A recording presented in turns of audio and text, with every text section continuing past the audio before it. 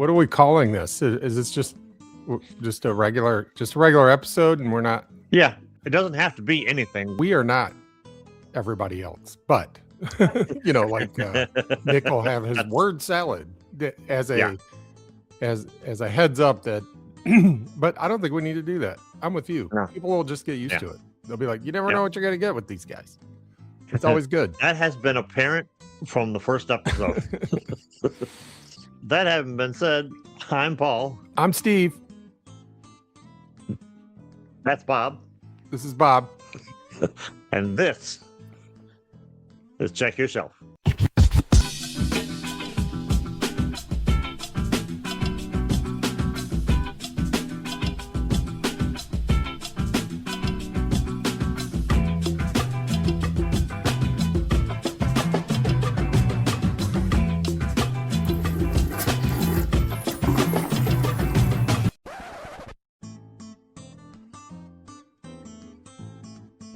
I feel better with Bob here. I feel better with you wizard back here, so I get it. Yeah. Got a couple of things today. I've been reading more Dorean Gray. Mm-hmm. The picture thereof. And I got a little something that I've been meaning to get to, but I'll hint at it. Oh.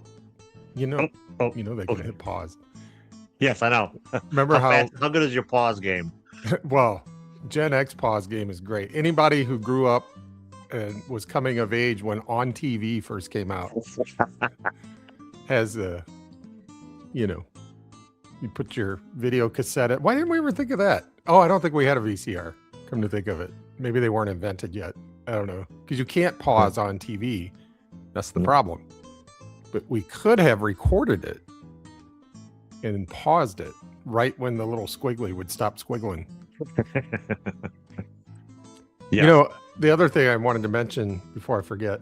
So I was listening to our afterward where we were driving around in the car, and I was listening on the podcast platform. By the way, it's on Apple Podcasts now.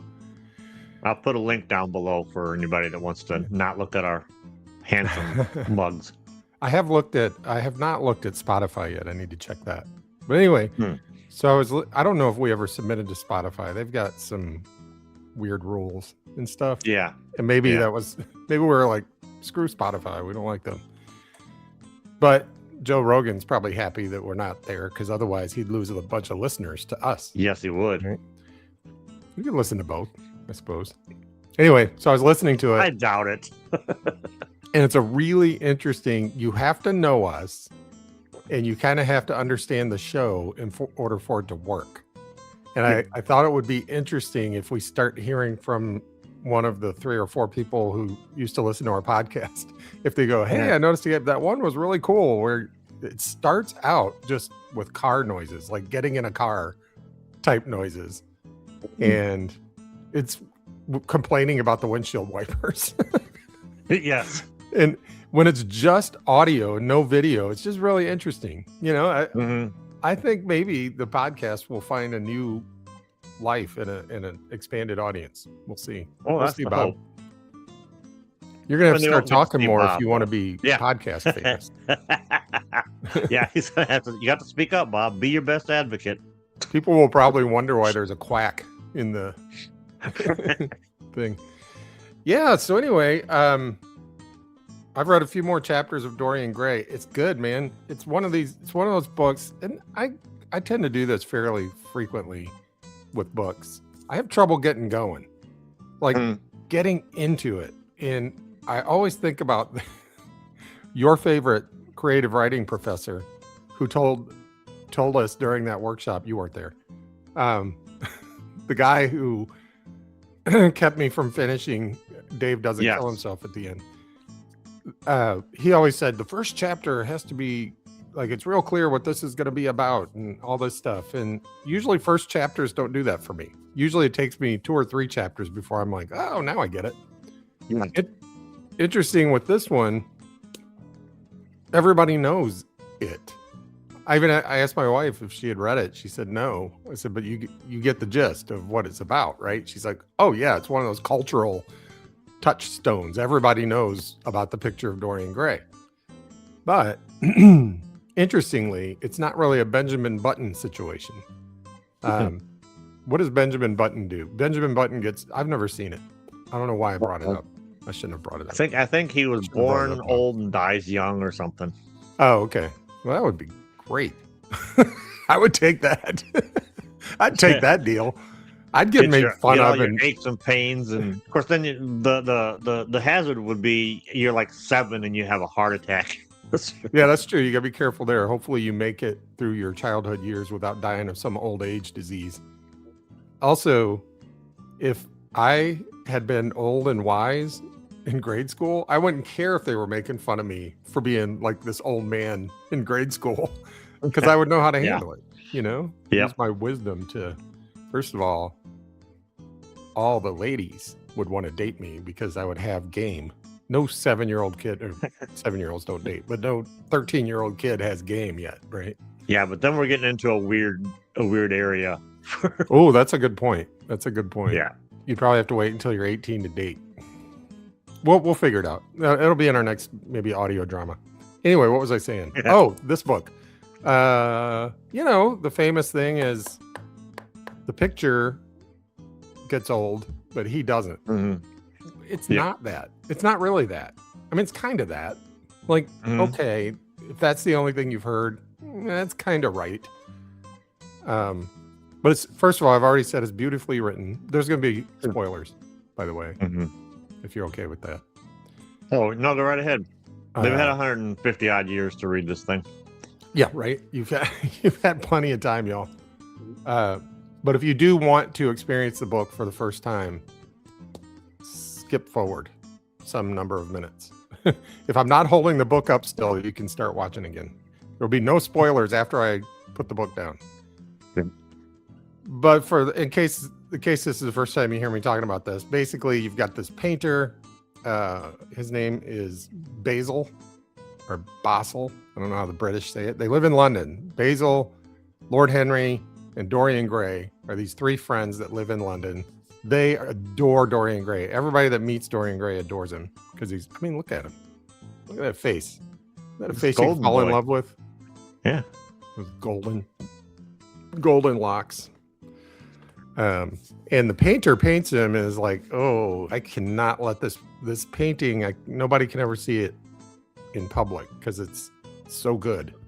It's wonderful. And I've put too much of myself into it.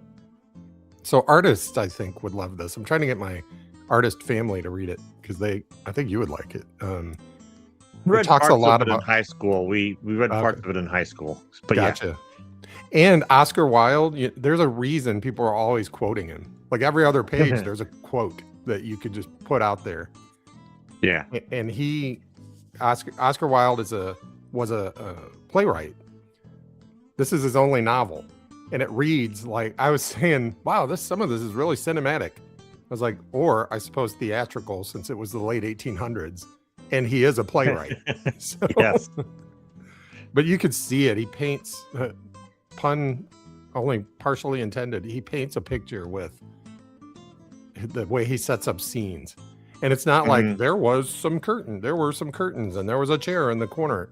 The way he works it into what's going on is just, it's so good. The way like Steinbeck's of Mice and Men, the opening of each chapter is the stage. Yeah. Yes. Not quite that. It's not like that. Not like that. Although Steinbeck was masterful at it. Yeah. It's not like that. But you do get this scene set up, worked into every chapter. And every chapter pretty much is a scene. So he paints this picture. Dorian Gray makes this comment, like Lord Henry convinces him like youth is the only thing, and you're going to lose it. And now so use it and do the Tolstoy thing. It's a callback. Tolstoy thing is a callback, Bob. So Dorian says, I wish the painting could get old and I could stay young. Dum, dum, dum. So the whole thing's set up now, right? But he finds out this is where the spoilers are coming. So here they come. You ready? Last time I told you he announced his engagement to this actress who's a Shakespeare actress. And she's fabulous, like such a good actress. He takes his friends to go see the play and so that they can meet her. She's awful. She's terrible. Like just no passion. She just kind of says the lines and it's awful. It's Romeo and Juliet. She's like just paper thin, right? And he's just like, he falls out of love with her because he's like, the thing I loved about her was that she was an artist and that she had this depth and emotion and all this stuff. So he falls out of love with her, goes backstage, tells her as much.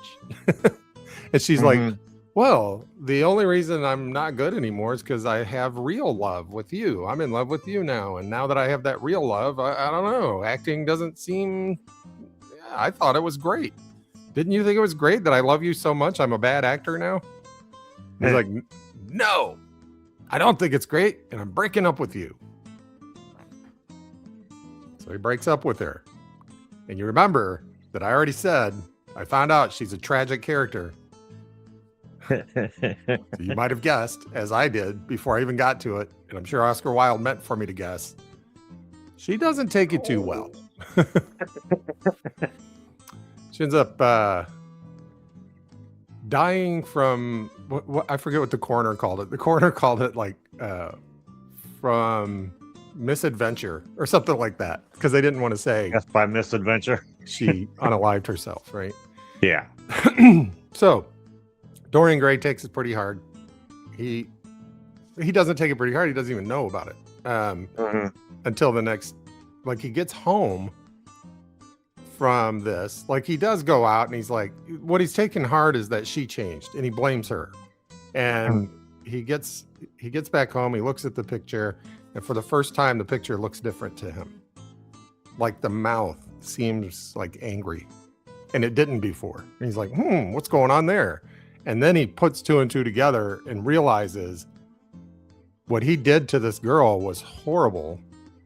And the painting is now taking on his sins. So every time he sins or does something bad, the painting's going to take on the painting's going to look worse. I don't know how else to say it. So he'll still look okay. You know, like we get worry lines and we get like the more hard living we do, the worse the worse for the wear we look, right? For him, it's going to be the painting. And he's going to still look fine. So that's when I say it's not exactly right to say like he's not going to age, but the painting is. It's not necessarily aging. It's like taking on his moral decay, basically is what we're having here. The picture will represent his moral decay. And so he decides, okay, I can fix this. He doesn't know that she's killed herself. I even spoiled it for Dorian. Bob.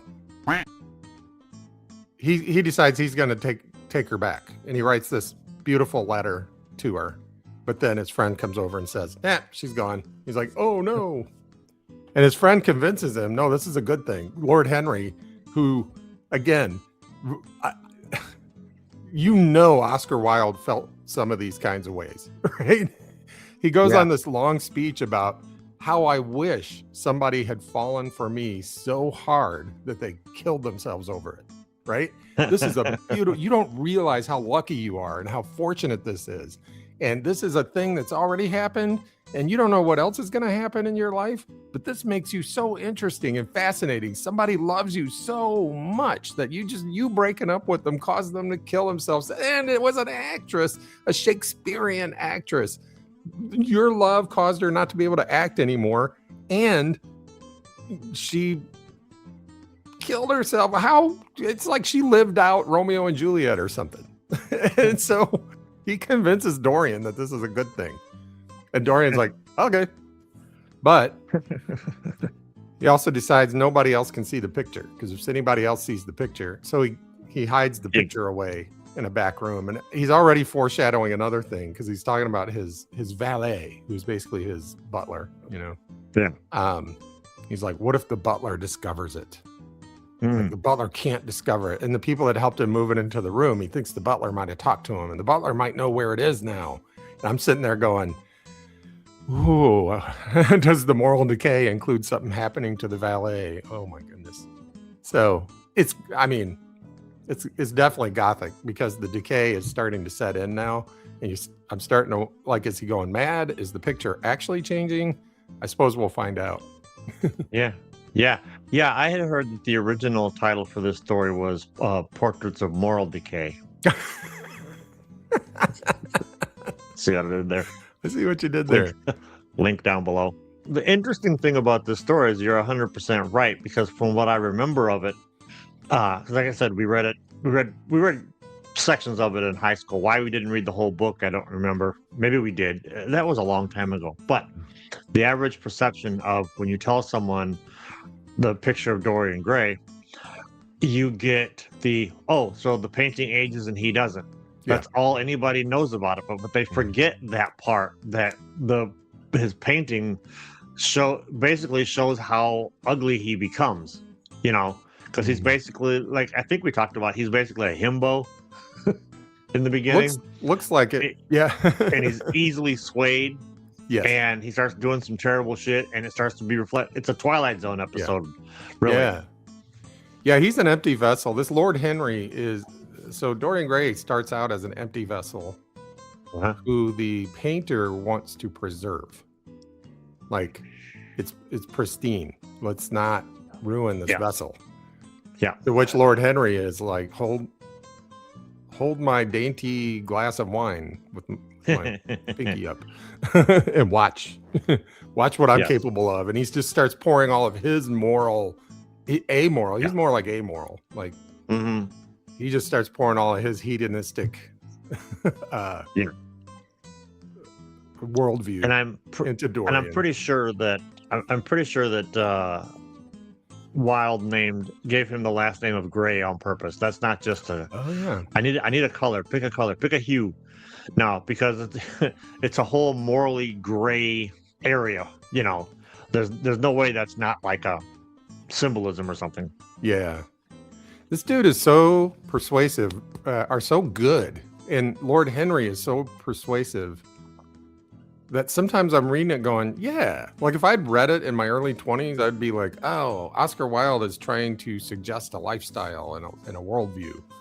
No, that's not what he's doing. In my 50s, I'm like, no, that's not what he's doing. He is trying to make Lord Henry convincing to show you how the world can influence somebody in their early years, right? It's so good.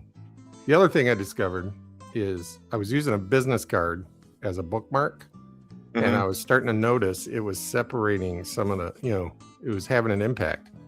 I'm like, this book is meant to be displayed. I better be careful. So I'm using a receipt as a bookmark. So you got the receipts? Is that what you're saying? I got the receipts. This is to Aldi. Ooh, Oreos and face cream. Somebody went to Aldi just to get Oreos and face cream. Those Oreos went pretty fast too. I remember when she got home with them. And Oreos, not Aldi flavored cookie sandwich. We love the sandwich. Aldi has the vanilla cream cookies. Yeah. Those things are the best, dude. I'll take those over brand name Oreos any day of the week. As you're aware, and some people in our sphere are aware, things are kind of crazy for me right now. So I haven't been able to do as much reading as I would have liked. So I decided to focus on just reading short stories. So I have something to talk about. And I decided to, at long last, start talking about one of the crown jewels in my collection of books. Which, by the way, before I get to that, one more thing about your professor. Yeah. He never read Andrew Vax. Oh. That's all I'm saying. The man was a best-selling crime author. His books were great. You didn't know what the hell was going on for about 120 pages. And then everything out there came around and made sense. Everything was Chekhov's everything. Everything was Chekhov's everything. All right. So anyway, I decided to start reading or talking about one of the crown jewels in my book collection. And that is Clark Ashton Smith's Hyperborea. Yes. Now, the thing about Smith, we've talked about Howard, and we've talked about Lovecraft, but there's a trilogy or a trinity of what they call the big three that worked that sold stuff to Weird Tales. Smith is the third one. Weirdly, he's the least talked about because he's every bit as good as both. He's a combination of the two, but then again, he's also his own thing.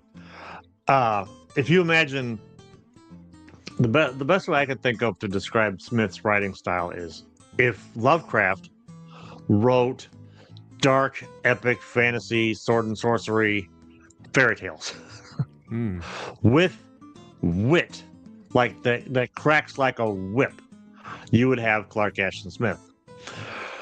Hyperborea is a collection of he created this mythic world. He used Hyperborea, which, if you know anything about Hyperborea, it was kind of like an Atlantis, but it was in the north. Well, Smith created his own version of it, and it's a version of like the Conan era with magic and sorcery and monsters and humans and dinosaurs and just anything goes in Hyperborea. Well, he wrote a handful of stories that took place in this mythical land.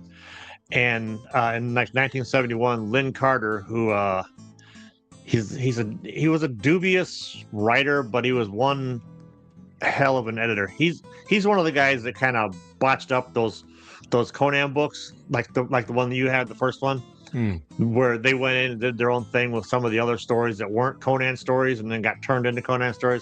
So he's a bit of a dubious character, but he knew his business when it came to editing, especially compiling short stories. So this book, Hyperborea, which I think only came out once. This was printed in 1971. It's a Valentine book. I could be wrong, but I've only ever been able to find one edition of it, which is insane because this book here is it's an appendix N for Dungeons and Dragons. One of the cool things Carter at least did was he put together, as was the style of the time, you get a cool map of Hyperborea as he saw it, you know. Well, I decided I was going to start talking about some of the stories in here, and I wanted to start with the first one, which was the Seven Geshes. And the crazy thing about the Seven Geshes is, again, it is so influential on Dungeons and Dragons because it is basically a dungeon crawl. It takes place. There's this royal hunter and his entourage of serfs and whatnot. They're up in like where the forest starts to meet the mountains, you know, and they're looking for like dinosaurs or whatever the hell else they walks around in Hyperborea, and they come across this sorcerer, and they accidentally interrupt his spell. Well, the sorcerer, by showing up, so the sorcerer gets so mad, he puts a spell on the hunter, and these guys have like the greatest names ever. Like, let's see if I can find it here. Lord Ralabar Voosh. Nice. They all have names like that.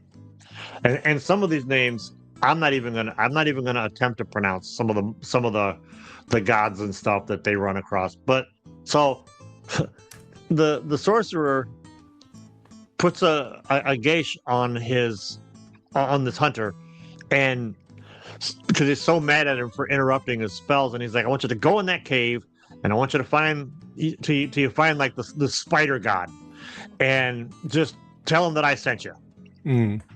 Because he wants the spider god basically to eat the dude.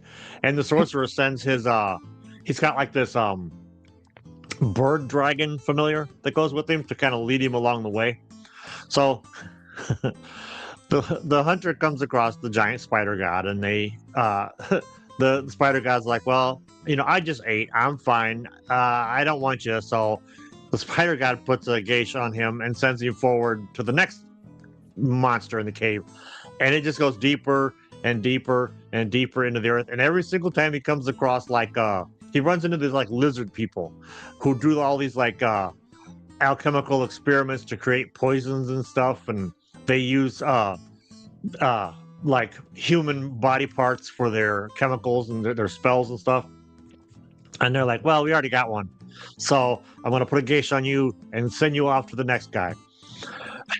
It reminds me of, while I'm reading this, I'm getting so pissed off for the main character.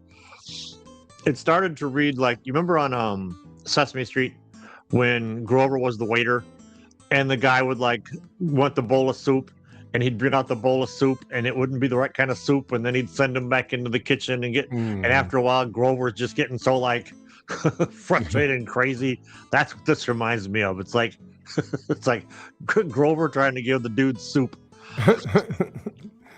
Well, after the 7 geishas happen, the thing about Smith and why I recommend if you're going to read Smith, take your time with him. We've talked in the past about how like if you read like a lot of Howard's like fight stories, they all kind of have like a similar theme going through them. The same thing happens with Clark Ashton Smith because he was a bit fatalistic. And I don't want to ruin how this ends because it's hilarious how it ends. But you get to the end of it and you're just like, huh, okay, well, that was funny. It's only 25 pages, so I won't ruin it for you.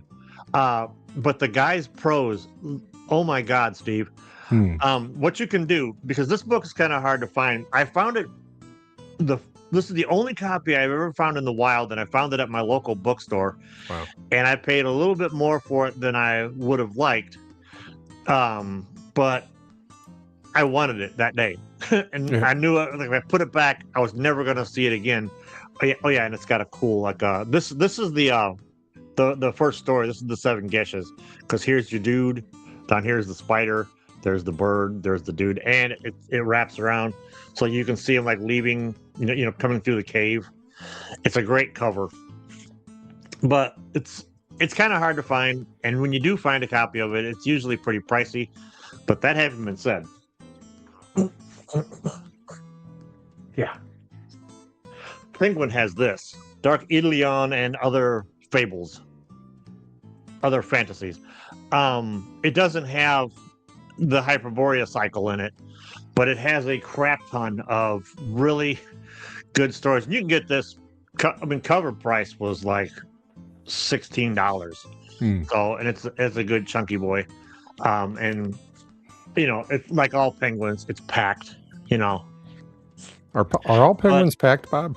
I gotta get you into Smith next, dude. You're gonna understand why he's so good. But his prose and the way he strings words together and the way like his prose gets a little sassy sometimes, and it's so funny, and it's not like anything I've ever read, and it's a crying shame that he isn't as popular as the other two. Are there any books, any characters, anything he created that were turned into popular characters like Conan, like movies or comics or anything like that? I'm trying to figure out why he's not as known. I know Robert E. Smith. I don't know. Robert E. Smith. I don't recall. I said Robert E. Smith. Nobody would have noticed if I hadn't pointed it out. Robert E. Howard. Sorry, Clark Ashton Howard. Sorry, go ahead. Any characters that I don't think so. I could be wrong. I know some of his stuff has been like aped and turned into other things, but nothing is stuck like the way Conan has, the way Cthulhu has, the way Fafhrd and Grey Mouser with Fritz Leiber, which is another guy we'll get to eventually. Or Fritz Lieber. But yeah, as far as I know, nothing's really clicked. I mean, other than the fact that he's hugely influential in the RPG community, right down to the fact that there's a role-playing game based on Hyperborea. So he's hugely influential among us nerds, but I don't think so. Maybe that's why. Maybe like he didn't have like somebody who became like Conan the Barbarian or something. I don't know. I hope. But whatever the reason is, it's a travesty that he didn't. Okay, 50 years, 100 years from now, I hope people aren't talking about us like that. Like it's a crime that Steve and Paul weren't as well known and wealthy in their time. Yeah. Why was it 2085 before they were discovered? I want to be discovered now while I can still enjoy it. I'll take being talked about after I'm gone, but that's okay. I'm not saying not to. I'm just saying it'd be better if wealth we did it would now. be nice. That's all. Fame and wealth would be great. I went to the doctor recently. He said he's got to treat me for Hyperborea. No, wait, Hypoborea. I always get those confused. Hypoborea. It's where I don't have enough borea. That's right. My boreal gland is not overactive; it's underactive. So, all right. Well, maybe we should get out of here. Well, yeah. What's it? What was it that Pancho told Cisco? Let's get out of here before we're dancing at the end of a rope and there's no music. Hey, Cisco. Well, thanks for watching. Thanks for listening. Like, subscribe, do all the internet things. We don't say that very often, but it does help. Yeah, it does help. And and if you've read any of this stuff, let us know down below what you feel. What are your feelings about it? We have by the way, we have a Facebook group too. For those of you on the podcast, you probably know it. It's called the Don't Panic Radio Show Facebook group. So now that we're back on podcast platforms, I'm like, why not, right? Should we change the name of the Facebook group? We should discuss that. What do you guys think? Let us know down below what you think. Yeah. And while you're down there, ask us, why the hell are we still on Facebook? Yeah. But on that note, I'm Paul. I'm Steve. That's Bob. The next time you're looking for something to read, check your shelf.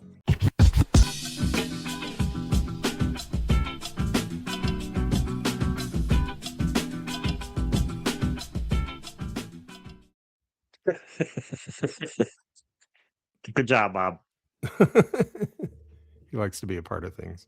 Mark was the one that suggested one day we have to do where Bob and the Dune Wizard do an episode. Oh, yeah.